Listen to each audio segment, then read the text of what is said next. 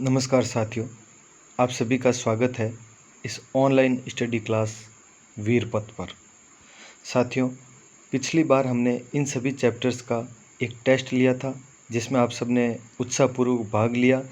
उसके बाद में हम भौतिक प्रदेश पढ़ चुके हैं, तो उन्हीं का एक टेस्ट लेंगे। टेस्ट सेकंड हमने मरुस्थलीय प्रदेश पढ़ा, इसमें हमने अरावली पर्वतीय प्रदेश पढ़ लिया।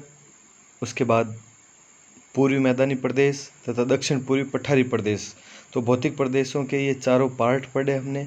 इन्हीं भौतिक प्रदेश में से कुल 20 प्रश्नों का टेस्ट अभी हो रहा है और इसी वीडियो में आपको संपूर्ण व्याख्या सहित इनकी आंसर की भी मिलेगी, तो पूरा वीडियो देखें ध्यानपूर्वक। तो शुरू करते हैं आज का ये टेस्ट। तो ये रहा आपके सामने अब पहला क्वेश्चन। अब सभी नोट डाउन करते रहना, साथ में कॉपी वगैरह लेकर। पहला क्वेश्चन, सुरसैन क्षेत्र राजस्थान के किस भौतिक प्रदेश का भाग है? मरुस्थलीय प्रदेश का, अरावली पर्वतीय प्रदेश, पूर्वी मैदानी भाग या दक्षिण पूर्वी पठारी प्रदेश? सुरसैन किस क्षेत्र का भाग है वो आपके पास जो कोई भी रफ कॉपी वगैरह है, जहाँ पर भी है वो नोट कर लें ये। उसके बाद नेक्स्ट क्वेश्चन, जो भी आपका आंसर है लिख लेना। नहीं मिला तो स्क्रीन होल्ड कर लेना थोड़ी देर के लिए और आंसर लिखें और फिर कंटिन्यू रखें। दूसरा, जालोर जिला राजस्थान के किस भौतिक प्रदेश का भाग है? जालोर जिला मरुस्थलीय भाग का, अरावली प्रदेश का, पूर्वी मैदानी भाग का या दक्षिण पूर्वी पठारी प्रदेश का? नोट कर ले अपना आंसर। अब बढ़ते हैं तीसरे क्वेश्चन की ओर। रैग किसे कहा जाता है? रैग, ध्यान से समझना, हमने पढ़ा था भौतिक प्रदेशों में। रैग किसे कहा जाता है? पथरीला मरुस्थल, मिश्रित मरुस्थल, संपूर्ण मरुस्थल या निर्जन मरुस्थल? किसे रैग कहा जाता है? अपना आंसर नोट करें। चौथा क्वेश्चन, अर्धचंद्राकार व गतिशील दौरे क्या कहलाते हैं? अर्धचंद्राकार व गतिशील दौरों को क्या कहते हैं? ध्यान से समझें। अनुदैर्ध्य दौरे, पवनानुवर्ती दौरे, अनुप्रस्थ दौरे या बरखान क्या कहा जाता है? आंसर नोट करें। और नेक्स्ट, एकमात्र जिला जहां किसी प्रकार का बालू का स्तूप नहीं पाया जाता है, कौन सा होगा इसमें से? जोधपुर, नागौर, पाली या जालोर? कौन सा है जहां किसी भी प्रकार का बालू का स्तूप मतलब दोहरा नहीं पाया जाता है? प्रमुख दोहरों में से आपके हिसाब से जो आंसर होगा वो नोट करें। नेक्स्ट क्वेश्चन, प्लाया जिलों में नमक का अंश बढ़ने पर क्या कहलाती है? प्लाया जिलों में जब नमक अंश बढ़ जाता है तो वो जिले क्या कहलाती है? सैलिना, मरहो, खड़ीन या रन? आपके हिसाब से जो भी आंसर है नोट करें। नेक्स्ट क्वेश्चन, अरावली पर्वतीय प्रदेश राजस्थान के कितने प्रतिशत क्षेत्रफल पर विस्तृत है? 9%, 10%, 23% या 61%? कितने प्रतिशत पर है आपके हिसाब से? नोट करें। नेक्स्ट क्वेश्चन, राजस्थान में अरावली पर्वतमाला की कुल लंबाई कितनी है? 930 किलोमीटर, 550 किलोमीटर, 692 किलोमीटर, 640 किलोमीटर? तो अरावली पर्वतमाला की कुल लंबाई राजस्थान में कितनी है वो आपको बतानी है आपके हिसाब से। नेक्स्ट, अरावली पर्वतमाला का न्यूनतम विस्तार किस जिले में है? न्यूनतम विस्तार किस जिले में है? तो उदयपुर, भीलवाड़ा, सिरोही या अजमेर? कहाँ पर है देखें। उसके बाद नेक्स्ट क्वेश्चन, निम्न पर्वत चोटियों को ऊंचाई के अनुसार अवरोही क्रम में जमाएं। अवरोही क्रम में जमाना ध्यान रखना। 4 दिया हुआ, जैसे 1 नंबर पर रघुनाथगढ़ है, 2 नंबर पर शेर, 3 नंबर पर अचलगढ़, 4 नंबर पर तारागढ़। ये 4 दी हुई है। अब क्रम के हिसाब से जो ऊपर क्रम दिए हुए हैं इन चारों को उस हिसाब से अवरोही क्रम में जमाना है, पहले कौन सी बाद में कौन सी। तो देखो इनमें 2 1 3 4, क्या ये क्रम सही होगा अवरोही क्रम में? 4 1 3 2, क्या ये सही हो सकता है?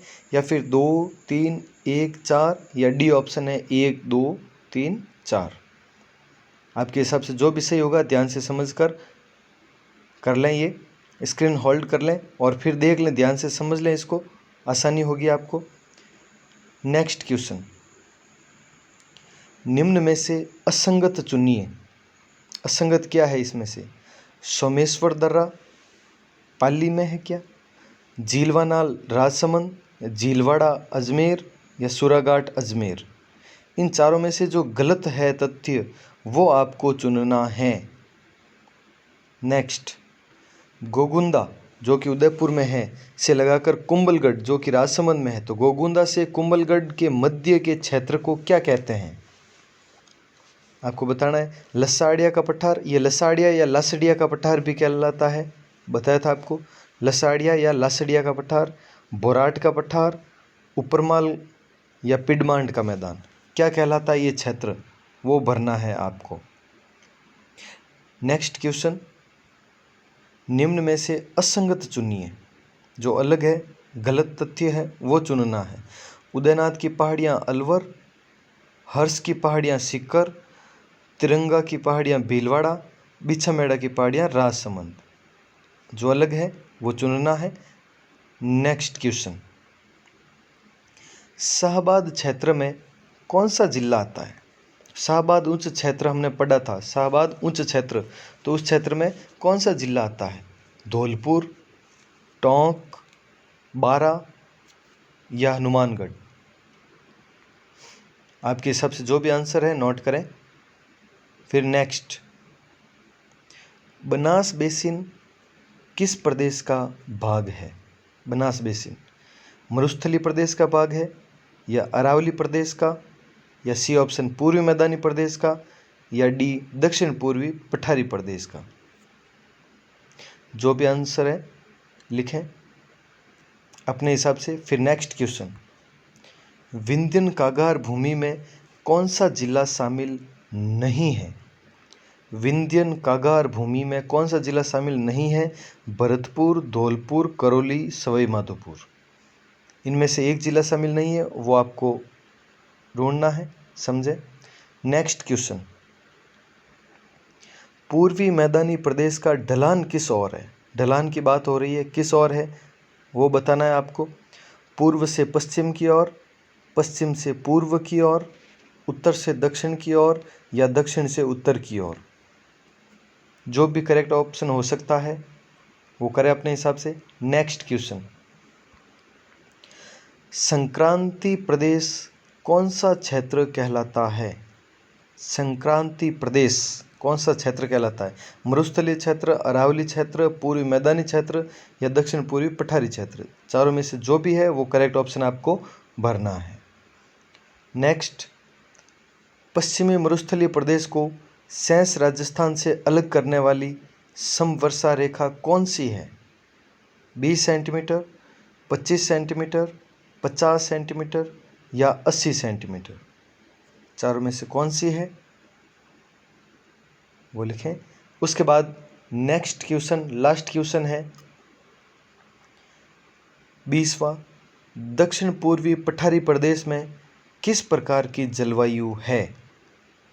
उपोष्ण है, अति आर्द्र है, या उष्ण है? किस प्रकार की जलवायु है दक्षिण पूर्वी पठारी प्रदेश में? तो ये 20 क्वेश्चन कंप्लीट है आपके।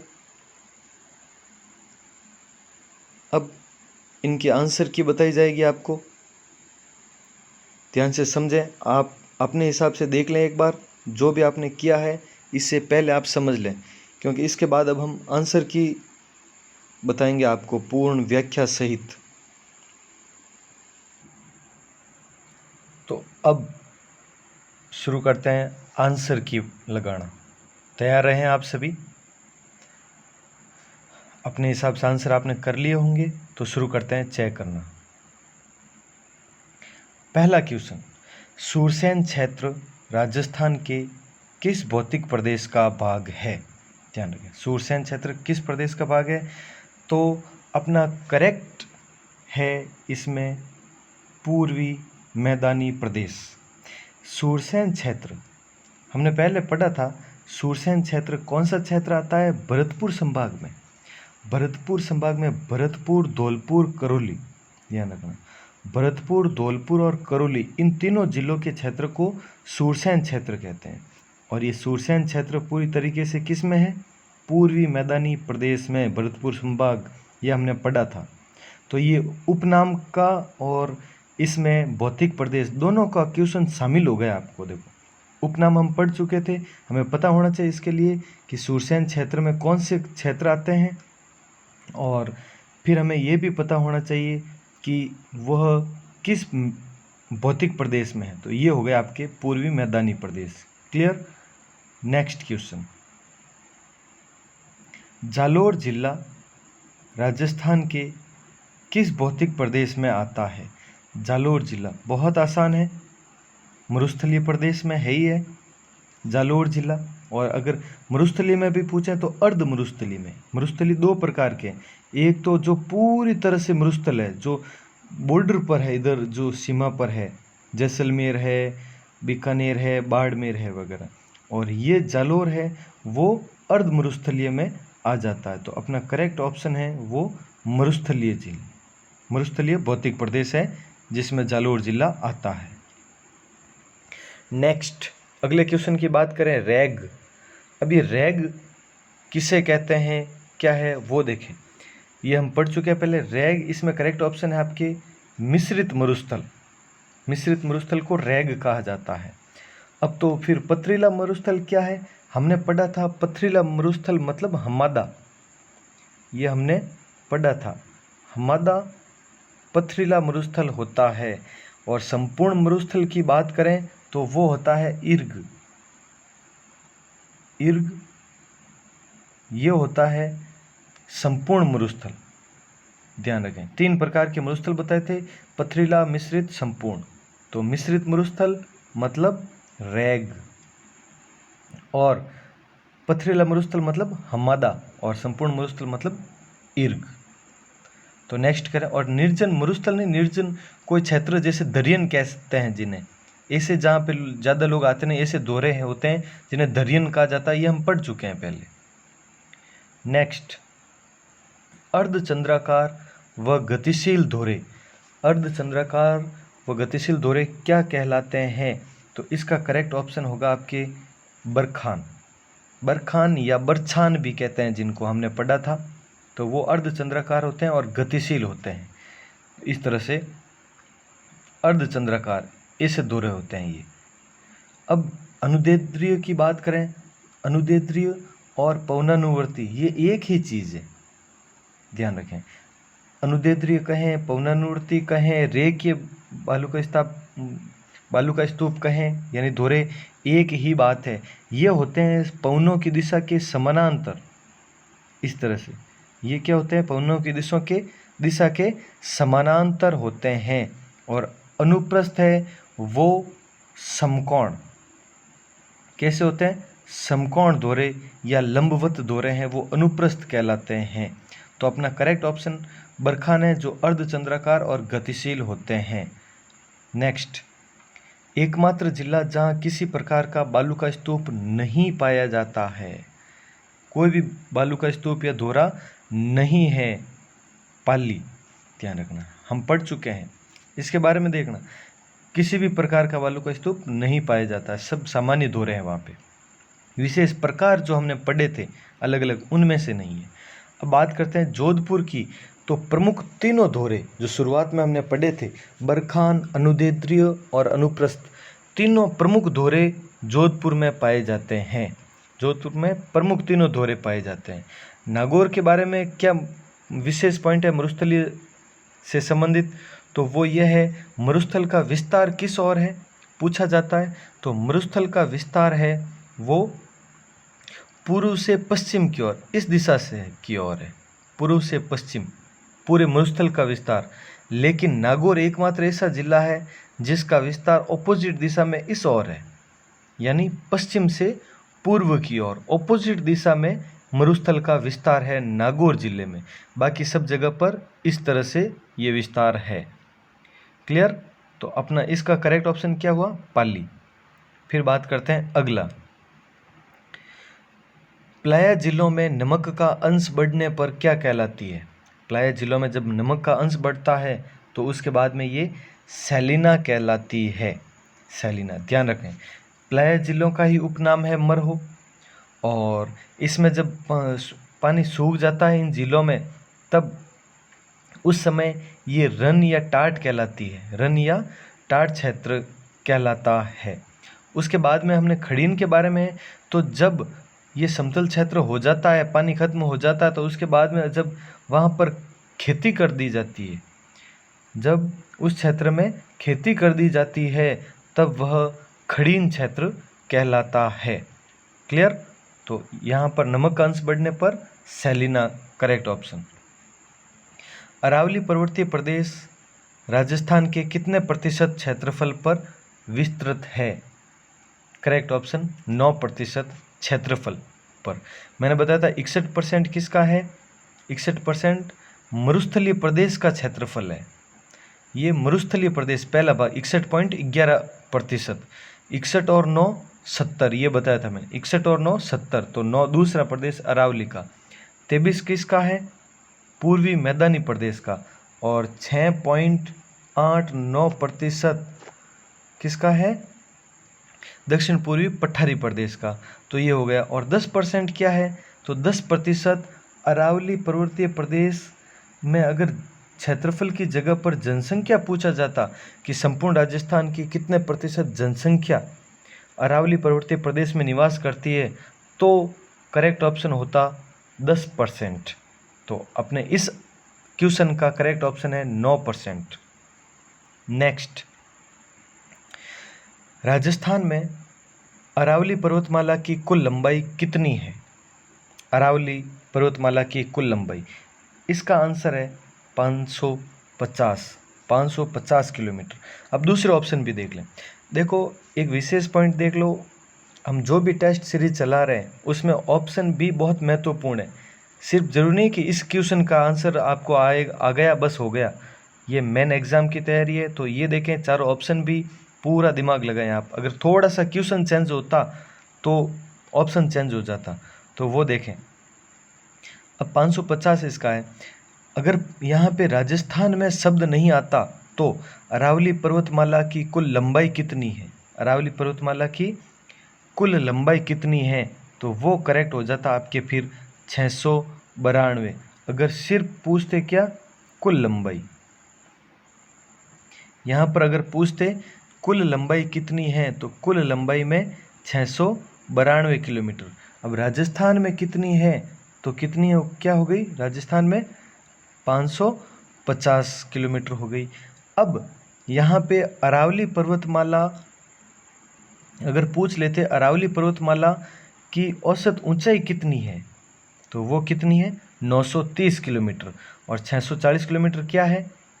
मरुस्थलीय प्रदेश की लंबाई, यानी उत्तर से दक्षिण की ओर जो लंबाई है वो 640 किलोमीटर है। पढ़ा था हमने 640 है, वो इस तरह से 640, और चौड़ाई देखें तो वो 300, ये भी हमने पढ़ा था। 300 चौड़ाई है और 640 लंबाई है मरुस्थलीय प्रदेश की। तो अपना इस क्वेश्चन का आंसर करेक्ट है, वो 550 है। नेक्स्ट, अरावली पर्वतमाला का न्यूनतम विस्तार किस जिले में है? सबसे कम विस्तार किस जिले में है? अजमेर। अपना करेक्ट ऑप्शन होगा इसमें अजमेर। अगर यहाँ पर न्यूनतम की जगह पर अगर अधिकतम दे देते तो वो होता फिर उदयपुर। न्यूनतम की जगह पर अधिकतम देते तो होता उदयपुर, क्यों? अधिकतम विस्तार उदयपुर में। और उच्चतम यानी सबसे ऊंची पर्वत चोटियाँ कहाँ पर है? अरावली का सबसे ऊंचा स्थान, तो वो कौन सा है? सिरोही में। सिर्फ विस्तार की बात करें तो उदयपुर, अगर ऊंचाई की बात करें तो सिरोही, और सबसे न्यूनतम विस्तार है वो अजमेर, या मध्य अरावली का क्षेत्र है वो अजमेर। नेक्स्ट क्वेश्चन, निम्न पर्वत चोटियों को ऊंचाई के अनुसार अवरोही क्रम में जमाना है। पहली चीज़ ये देख लो, अवरोही क्रम क्या है। अवरोही का अर्थ होता है, यानी देखो इसमें चार वर्ण दिए हुए हैं, इसका मतलब जो बड़ा है वो पहले, जो भी बड़ा है वो पहले, और फिर धीरे धीरे ऐसे घटते हुए क्रम में, ये होता है अवरोही। सबसे पहले सबसे बड़ा, फिर उससे छोटा, उससे छोटा, उससे छोटा, तो ये घटते हुए क्रम में ये अवरोही। और आरोही शब्द है तो इस तरह से बढ़ते हुए क्रम में, बढ़ते हुए क्रम में आरोही, घटते हुए क्रम में अवरोही। तो हमें यहाँ पर अवरोही क्रम बताना है। इसका मतलब सबसे बड़ी चोटी इनमें से जो सबसे पहले हमें लिखनी है, तो कौन सी हो सकती है? रघुनाथगढ़ हो सकती है क्या, शेर, अचलगढ़ या तारागढ़? तो सबसे पहले आप ये देख लें कि रघुनाथगढ़, हमने पढ़ा था रघुनाथगढ़ उत्तरी अरावली की सबसे ऊंची चोटी है, और इसकी जो ऊंचाई है वो कितनी है? 1055 मीटर, ये हो गई। अब है शेर हमने पढ़ा था, सिरोही में ही है, वो इसकी ऊंचाई कितनी है? 1597। अचलगढ़ के बारे में हमने पढ़ा था, ये भी सिरोही में ही है, 1380। उसके बाद में तारागढ़ हमने अजमेर में पढ़ा था, तो इसकी कितनी? 870, ये हो गई। अगर आपको एग्जैक्ट याद नहीं होती है ऐसे क्वेश्चन में कि कितनी किसकी लंबाई है, तो इतना तो पता ही होगा आपको कि गुरु शिखर के बाद में दूसरी जो ऊंची चोटी है वो शेर ही है। तो पहले सबसे ऊंची चोटी कौन सी? 1597, यानी शेर। 2 नंबर लिखा हुआ है, 2 कौन सा? देखो ये 1 है, इसमें 1 है, तो ये तो अपना कट गया ऑप्शन। इसमें 4 है तो ये भी कट गया, 2 ऑप्शन तो कट गए अपने, इसीलिए एग्जाम में ऑप्शन काट कर आप कर सकते हैं। तो 2 कट गए, अब रहे 2 की बात, तो इन दोनों में 2 है।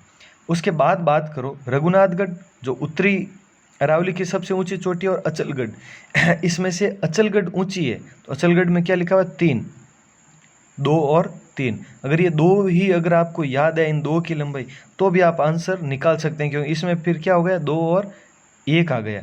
तो करेक्ट ऑप्शन कौन सा हो गया? सी। तो शेर सबसे ऊंची 1597, फिर अचलगढ़ है, वो अचलगढ़ आ गई इसमें 1380, उसके बाद में रघुनाथगढ़ 1055, और फिर 4 नंबर पर तारागढ़ 870। तो ये न्यूनतम, सबसे ऊंची, उससे छोटी, उससे छोटी और उससे छोटी। तो अपना करेक्ट ऑप्शन क्या हो गया? सी। ध्यान से समझ लेना।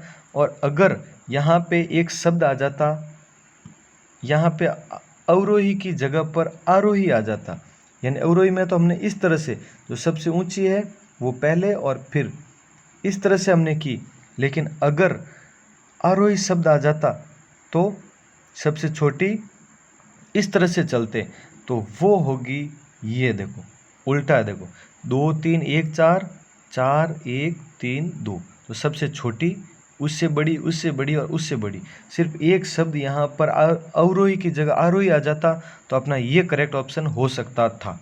तो ऐसे में विशेष ध्यान रखें, कंफ्यूज नहीं होना है एग्जाम में। नेक्स्ट, निम्न में से असंगत चुनिए, जो सबसे अलग है वो चुनना है।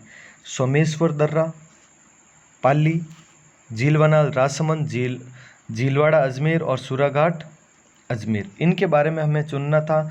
और करेक्ट है आपके झीलवानाल, जो राजसमंद में नहीं होकर कहाँ पर है? भीलवाड़ा में है। ये भीलवाड़ा में है झीलवानाल।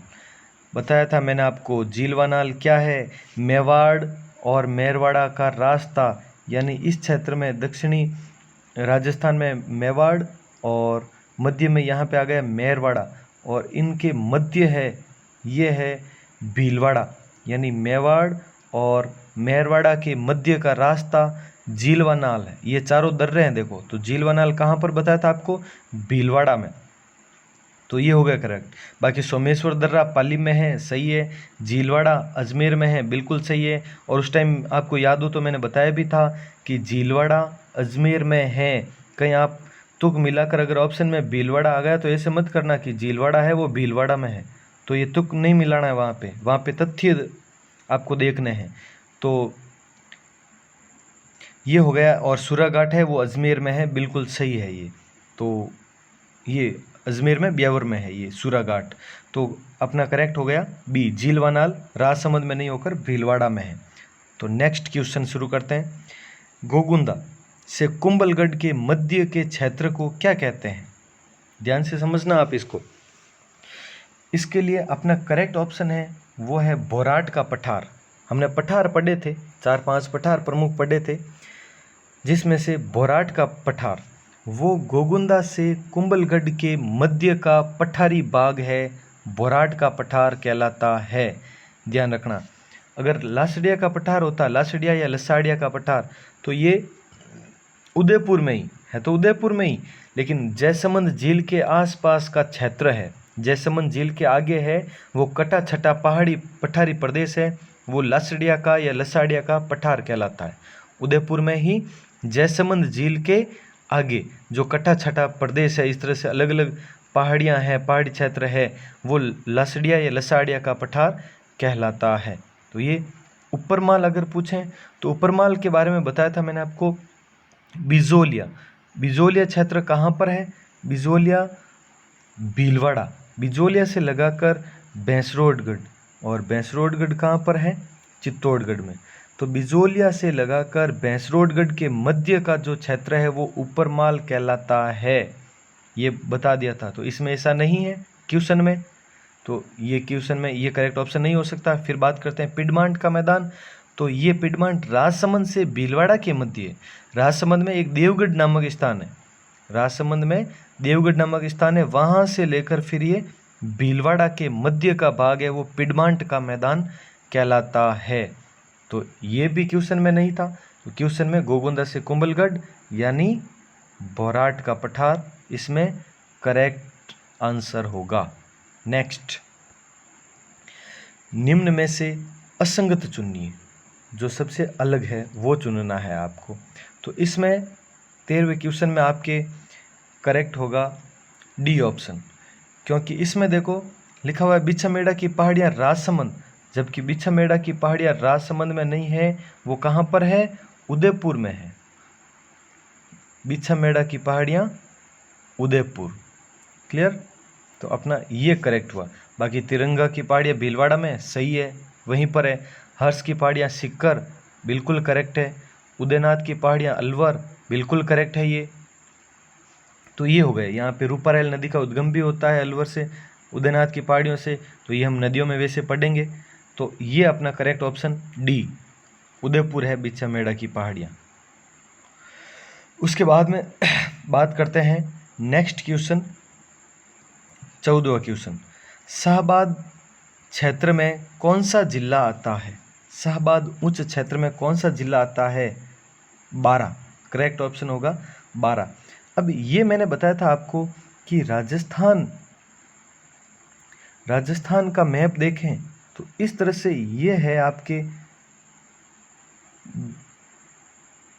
दक्षिण पूर्वी पठारी प्रदेश, ये जैसे पूरा राजस्थान हो गया, तो यहाँ पर ये दक्षिण पूर्वी पठारी प्रदेश है, और इसी प्रदेश को, दक्षिण पूर्वी पठारी प्रदेश के पूर्वी भाग को कहते हैं शाहबाद उच्च क्षेत्र। ये दक्षिण पूर्वी पठारी प्रदेश के पूर्वी भाग को, इस भाग को। और अगर जिला पूछे, मैंने बताया भी था, जिला पूछें तो 12, इस क्षेत्र में 12 जिला है, तो ये कहलाता है शाहबाद उच्च क्षेत्र। तो 12 जिला और दक्षिण पूर्वी पठारी प्रदेश का सबसे पूर्वी भाग ये कहलाता है शाहबाद क्षेत्र। Clear? Next question, Banas basin किस प्रदेश का भाग है? बनास बेसिन, तो ये पता होगा आपको बनास नदी के बारे में, कहाँ कहाँ पर चलती है, तो ये पूर्वी मैदानी प्रदेश का भाग है। पूर्वी मैदानी प्रदेश करेक्ट ऑप्शन होगा ये, क्योंकि जिस तरीके से इस नदी का बहाव क्षेत्र है वो हम देख सकते हैं कि पूर्वी मैदानी प्रदेश में ही पूरी तरीके से ये विस्तृत है, क्योंकि ये राजसमंद है, चित्तौड़गढ़ है वगैरह, इन क्षेत्रों में 6 जिलों में ये बहती है। तो इनमें से ज़्यादातर सब कहाँ के हैं? पूर्वी मैदानी प्रदेश के ही जिले हैं। नदियों के चैप्टर में कंप्लीट पढ़ेंगे हम ये चैप्टर। जैसे कि ये इस तरह से राजस्थान का है, तो यहाँ से राजसमंद से उद्गम होता है, राजसमंद के बाद में चित्तौड़, चित्तौड़ के बाद में ये पुनः ऊपर आकर भीलवाड़ा, भीलवाड़ा से अजमेर, अजमेर से टोंक, टोंक से सवाई माधोपुर, और सवाई माधोपुर में रामेश्वर नामक स्थान पर चंबल नदी में मिल जाती है, जहाँ पे सीप भी मिलती है और चंबल, बनास और सीप का त्रिवेणी संगम होता है। तो ये इस क्षेत्र में है ज़्यादातर, और ये पूर्वी मैदानी क्षेत्र ही है। नेक्स्ट, विंध्यन कागार भूमि में कौन सा जिला शामिल नहीं है? विंध्यन कागार भूमि, पहले तो ये विंध्यन कागार भूमि है कौन सी? ये मैंने बताया था आपको दक्षिण पूर्वी पठारी प्रदेश पढ़ाते टाइम, जब ये हमने क्षेत्र पढ़ा तो ध्यान रखें, ये तो हो गया पठारी भाग, और यहाँ पर इस क्षेत्र में मैंने बताया था आपको विंध्यन कागार भूमि है, यानी जिसमें सवाई माधोपुर है यहाँ पर, इस जगह पर, फिर करौली भी है यहाँ पर, धौलपुर भी है यहाँ, लेकिन भरतपुर जो ऊपरी क्षेत्र है वो नहीं है, यानी इसमें करेक्ट ऑप्शन अपना भरतपुर ही होगा। तो सवाई माधोपुर, करौली, धौलपुर ये तीनों है और भरतपुर नहीं है, तो भरतपुर हो गया अलग इसमें, तो अपना करेक्ट ऑप्शन भरतपुर होगा इसमें। नेक्स्ट, पूर्वी मैदानी प्रदेश का ढलान किस ओर है? ढलान किस ओर है पूर्वी मैदानी प्रदेश का? सबसे जो तीसरा उपजाऊ प्रदेश है उसका ढलान किस ओर है? तो वैसे अपना करेक्ट ऑप्शन है इसमें पश्चिम से पूर्व है। अब किस तरीके से है वो एक बार समझ लें, और कैसे है। जैसे कि ये 4 प्रदेश हुए, हमने पढ़े कंप्लीट चारों प्रदेशों के बारे में, तो इसका ढलान किस ओर है? तो ये इसका ढलान इस ओर होगा। उसके बाद नेक्स्ट की बात करें यहाँ पे अरावली पर्वतीय प्रदेश की, तो इसका ढलान इस ओर है, ये है इसका ढलान। अब नेक्स्ट की अगर बात करें और, तो ये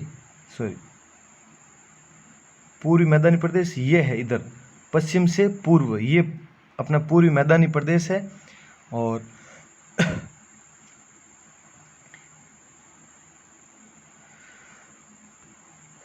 इस ओर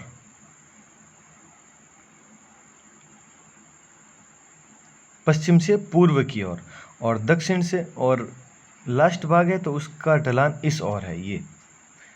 ये जहाँ पर है चारों प्रदेशों का ढलान, ये हो गया इधर पश्चिम से पूर्व ये क्षेत्र, और ये क्षेत्र, ये हो गया आपके कंप्लीट। नेक्स्ट क्वेश्चन 18वां, संक्रांति प्रदेश कौन सा क्षेत्र कहलाता है? संक्रांति प्रदेश, अब मैंने आपको बताया था उस टाइम कि संक्रांति प्रदेश जब ये लाइन लिखाई थी उस टाइम बताया था कि विंध्याचल पर्वत और अरावली के मध्य, विंध्याचल पर्वत कहाँ पर? मध्य प्रदेश में, और अरावली कहाँ पर? राजस्थान में, उनके मध्य का भाग है वह संक्रांति प्रदेश कहलाता है। तो इनके मध्य कहाँ हो गई? ये अरावली हो गई पूरी, इधर मध्य प्रदेश में हो गया, तो इन दोनों के मध्य क्या है? दक्षिण पूर्वी पठारी प्रदेश। तो अपना करेक्ट ऑप्शन है दक्षिण पूर्वी पठारी प्रदेश। नेक्स्ट क्वेश्चन,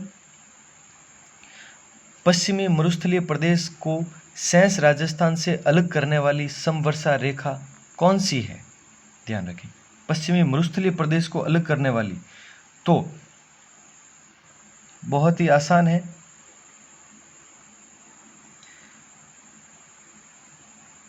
यहाँ पर यह है पश्चिमी मरुस्थलीय प्रदेश, ये शेष राजस्थान है। जैसे यहाँ पे अरावली वगैरह हो गया, ये क्षेत्र है, ये शेष हो गया। अब इनको अलग करने वाली रेखा कौन सी है? तो वो ध्यान से समझना आप। यहाँ पर मैंने बताया था 50 सेंटीमीटर, तो करेक्ट ऑप्शन क्या होगा? 50 सेंटीमीटर। और अगर पूछ लेते कि पूर्ण मरुस्थलीय और अर्ध मरुस्थलीय को अलग करने वाली रेखा कौन सी है, तो वो होगी आपके 25 सेंटीमीटर वाली, 25 सेंटीमीटर वाली समदाब रेखा यहाँ पर, समवर्षा रेखा यहाँ पर होगी, और 50 वाली यहाँ पर। तो ये अपना करेक्ट ऑप्शन 50 सेंटीमीटर। तो लास्ट क्वेश्चन है, दक्षिण पूर्वी पठारी प्रदेश में किस प्रकार की जलवायु है? बहुत ही इजी क्वेश्चन है। दक्षिण पूर्वी पठारी प्रदेश में हमने सबसे पहले जो मरुस्थलीय प्रदेश पढ़ा, वहाँ पर उष्ण, सबसे पहले भाग में उष्ण, उसके बाद में उपोष्ण, फिर अरावली क्षेत्र में पड़ा आर्द्र, उस उप आर्द्र, और फिर पूर्वी मैदानी प्रदेश में पड़ा आर्द्र, और दक्षिण पूर्वी पठारी प्रदेश जहाँ पर सबसे ज़्यादा बारिश होती है वहाँ पर है अति आर्द्र। तो अपना करेक्ट ऑप्शन क्या है? अति आर्द्र। तो ये हो गया आपके दक्षिण पूर्वी पठारी प्रदेश में अति आर्द्र। 20 क्वेश्चन कंप्लीट हुए। तो देख लें आप आपके कितने नंबर जुड़े हैं, और इस चैनल को सब्सक्राइब कर लें अगर आपने अभी तक नहीं किया है तो। 2 बार मत करना, नहीं तो फिर से अनसब्सक्राइब हो जाएगा, एक बार ही करना। लाइक करें, शेयर करें इस वीडियो को, और तो अपने नोट कर लें कितने बन रहे हैं, और कमेंट बॉक्स में कमेंट करके बताएं कि आपके इतने बन रहे हैं और आपको ये वीडियो कैसा लगा। अपनी राय देवें ताकि अगले टेस्ट में और ज़्यादा सुधार करके हम आए। और अगला है जलवायु और मिट्टियों का टेस्ट होगा। जलवायु मिट्टियाँ, ये 2 चैप्टर होते ही टेस्ट होगा। और मैं पहले ही बता दूं आपको कि अपना अगला टेस्ट है वो 15 को होगा, यानी आज 9, अगले 5 दिन में जलवायु कंप्लीट होगी और मिट्टियाँ कंप्लीट होगी। 3 दिन में जलवायु, 2 दिन में मिट्टियाँ, ये हो जाएगा आपके 5 दिन में वो कंप्लीट। और उसके बाद 6ठे दिन आपका उन दोनों का टेस्ट होगा। तो आप रेगुलर पढ़ते रहें और अपने नंबर बताएं ज़रूर। तो जुड़े रहें वीरपथ परिवार के साथ में। Veerpath the path of success online study point पर मिलते हैं कल जलवायु के पॉइंट पे। जलवायु पढ़ेंगे कल। जय हिंद, जय भारत।